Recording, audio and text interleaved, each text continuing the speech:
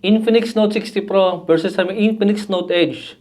Guys, malinaw po ang sulit dito po sa may dalawang smartphone na to ngayon. 18,000 po ang SRP ng smartphone na to para po sa napakagandang design at formang iPhone 17 Pro Max nga po guys. Pero nakasale po siya ngayon guys ng around 15,000 lang. Kaya makakakuha din po tayo ng malaking discount sa kanya. 15,000 naman guys yung SRP nga po ng Infinix Note Edge.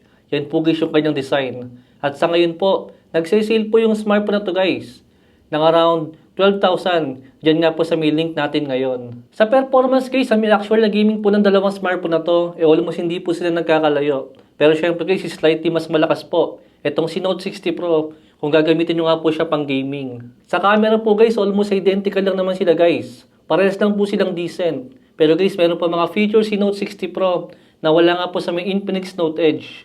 Unang-una po dyan guys yung kanyang design. Naka-metal back siya, naka-metal frame. Meron po siyang wireless charger dito, meron po matrix dot display, at meron po siyang heart rate sensor. Habang si Infinix Note Edge, naka-plastic back design lang po siya at naka-plastic frame lang.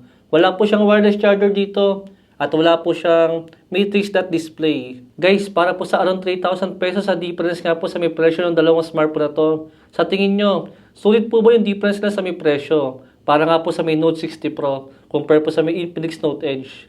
Guys, meron po tayong link dyan sa may description kung gusto nyo pong umorder ng dalawang smartphone na yan. Para sa inyo po, sino po yung masulit dito?